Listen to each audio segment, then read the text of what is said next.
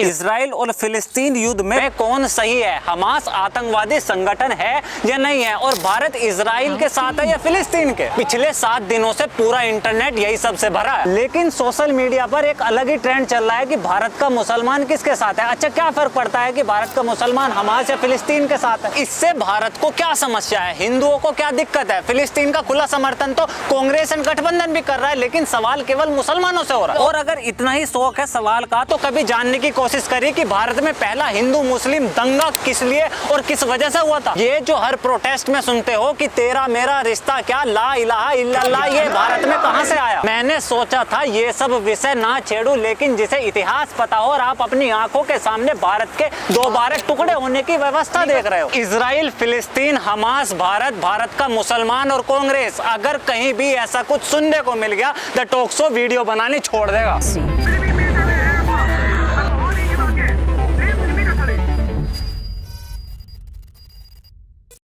आपने हिस्ट्री में खिलाफत आंदोलन जरूर सुना होगा। पहले विश्व युद्ध में तुर्की की हार के बाद अंग्रेजों ने खलीफा को गद्दी से हटा दिया। अब इसके विरोध में भारत में रह रहे मुसलमानों ने इसके खिलाफ खिलाफत आंदोलन की घोषणा कर दी। यहाँ खिलाफत का मतलब मुस्लिम मजहबी जमीन और शासन से है। मेरे शब्दों पर मत जाना, खुद गूगल पर सर्च करना और देखना कि 1920 खिलाफत आंदोलन से पहले उस समय रह रहे मुसलमानों का भारत की आजादी में क्या रोल था। केवल हिंदू अपनी मिट्टी को आजाद कराने के लिए लड़ रहे थे। ये तुर्की की वजह से पहली बार पूरे देश का मुसलमान एक साथ खड़ा हो गया। गांधी के साथ हर एक वर्ग का आदमी था, केवल मुसलमानों को छोड़कर। गांधी जी के दिमाग की बत्ती जली और खुद खिलाफत आंदोलन का नेतृत्व करने लगे। मेरे शब्दों पर मत जाना, गूगल पर वेरीफाई कर लेना। गांधी जी ने खुद खिलाफत आंदोलन को मुसलमानों की गाय बोला था और हिंदुओं को खिलाफत का साथ देने के लिए आह्वान करा। अब सारा हिंदू खिलाफत आंदोलन में कूद पड़ा। गांधी के लिए खिलाफत स्वराज से बड़ा हो गया। कांग्रेस के बड़े बड़े नेताओं की बजाय मुस्लिम प्रेसिडेंट बनना शुरू हो गए। पूरे भारत में मुस्लिम मजहबी जनसभाएं और उसमें काफिर और जिहाद का नारा ऐलान शुरू हो गए। ये खिलाफत आंदोलन का व्यापक प्रभाव और इससे उस समय के मुसलमानों को ऐसा जबरदस्त हौसला मिला कि जो खिलाफत अंग्रेजों के खिलाफ थी वो अब हिंदुओं के खिलाफ जिहाद में बदल गई। मात्र 2 साल बाद केरला के मलाबार में मोफला मुस्लिम्स ने हिंदुओं के खिलाफ मजहबी जंग छेड़ दी। आप इजराइल और पैलेस्टीन की बात कर रहे, 15,000 से ज्यादा हिंदू काट दिए, 20,000 से ज्यादा लोगों को कन्वर्ट कर दिया। और औरतों के साथ क्या हुआ, चीख शब्दों में बयान नहीं हो सकती। गांधी जी अपनी 3 बंदर वाली मुद्रा में बैठ गए। कम्युनिस्ट इतिहासकारों ने इस नरसंहार को किसानों की अपनी लड़ाई लिख दी। और उस समय जब मुसलमानों से पूछा गया कि सारी भसड़ तो तुर्की में है, तो आप यहाँ क्यों अपनी छाती पीट रहे हैं, तो उस समय इस देश में पहली बार ये नारा लगा कि तेरा मेरा रिश्ता क्या, ला इलाहा इल्लल्लाह। 1924 में भारत में खिलाफत आंदोलन विफल हो गया। मुसलमानों ने इसकी वजह हिंदुओं को बताया। कांग्रेस के ज्यादातर बड़े मुस्लिम नेता मुस्लिम लीग में चले गए और कुछ साल बाद 1930 में पहली बार एक अलग इस्लामिक देश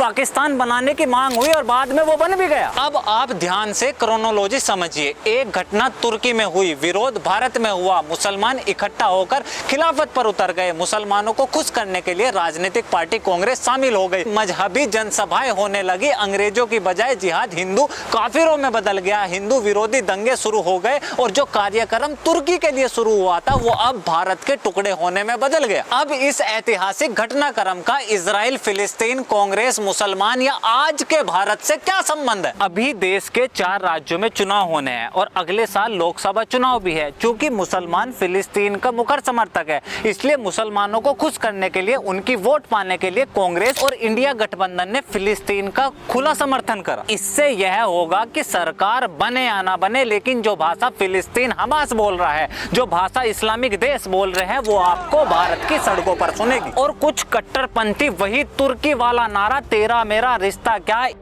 आपके घरों के बाहर गूंजेगा। और आज का नया भारत ना तो इसके लिए तैयार है और ना ही नया भारत ये सब बर्दाश्त करेगा। क्योंकि हर उस कौम का विनाश निश्चित है जिसने अपना इतिहास भुला दिया हो, और आज भारत फिर से उस कट्टर मजहबी उन्माद से कोई दूसरा विभाजन नहीं देख सकता। अच्छा, मुसलमान छोड़ो, फिलिस्तीन के समर्थन की मुख्य वजह इजराइल का फिलिस्तीन के लोगों पर अत्याचार बताया जा रहा है। ये जो सीरिया में मुसलमान मर रहा है वो अत्याचार नहीं है, इराक में जो मर रहा है वो नहीं है, अफगानिस्तान में जो जो हुआ, ईरान जो कर रहा है यमन सऊदी को और सऊदी यमन के लोगों को मार रहा है, वो सब अत्याचार नहीं है? वहाँ बच्चे और औरतें हैं, वो मुसलमान नहीं है। लेकिन इन सब की बजाय इन्हें दिखाई दिया इजराइल क्योंकि वो यहूदी है। अब यह सुनने को मिलता है क्योंकि मुसलमान फिलिस्तीन का समर्थन कर रहे हैं इसलिए हिंदू इजराइल के साथ है। क्यों? वो इजराइल रिश्तेदार है हमारा, या फिलिस्तीन से हमारी कोई निजी दुश्मनी है? अरे हमारे देश का प्रधानमंत्री फिलिस्तीन को गले लगाता है और इजराइल को भी। उनकी अपनी निजी लड़ाई है, हमारी लड़ाई आतंकवाद से। और अगर हिंदुओं की सहानुभूति पहले से ही इजराइल के साथ है तो वो केवल इसलिए क्योंकि इतिहास में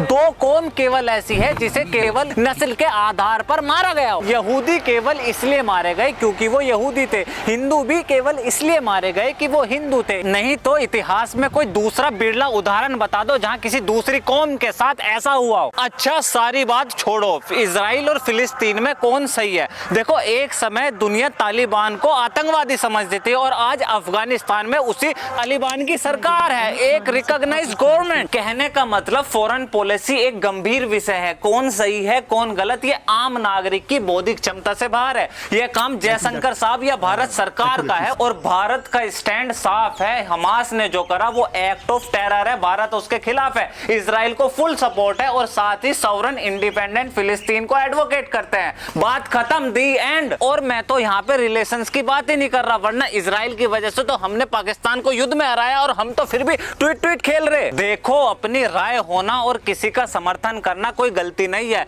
लेकिन उस समर्थन को लेकर मुखर होना, प्रदर्शन सड़कों पर करना और धार्मिक उन्माद को जन्म देना सारे राड की। इस देश के हर एक नागरिक का रिश्ता तेरा मेरा रिश्ता क्या किसी मजहबी नाम पर नहीं बल्कि केवल और मात्र भारत, बस भारत होना चाहिए। बहुत आसान है कि किसी मुद्दे पर कुछ पढ़ा और वीडियो बना दो, लेकिन मैं नहीं चाहता कि मेरे शब्दों को शेयर व्यूज या हेट से तुलना करे, बल्कि वो राष्ट्र सर्वोपरि की भावना, शब्दों में सनातन जागृति की चेतना और हर कार्य में वो प्रयास जो इतिहास की गलती को पुनः दोबारा दोहराने न दे। पागलपन नहीं है ये। जब आप इतिहास को याद रख वर्तमान की स्थिति को देख भविष्य की कल्पना कर सको तो तब जाकर ये बेचैनी समझ आएगी। एक उम्मीद करते हैं कि इस देश में जब अगली बार ये आवाज गूंजे कि तेरा मेरा रिश्ता क्या, तो एक आवाज जरूर सुनाई दे, भारत, बस भारत। इस बार ज़्यादा कुछ कहने का मन नहीं है। मेरा ये काम जरा भी पसंद आए तो प्लीज़ द टॉक शो को फाइनेंशियल सपोर्ट करें, और अगर आप चैनल को सब्सक्राइब करोगे तो मुझे और ज़्यादा ताकत मिलेगी अपनों के लिए लड़ने में। This is Alok Kumar from talk. See you next video. जय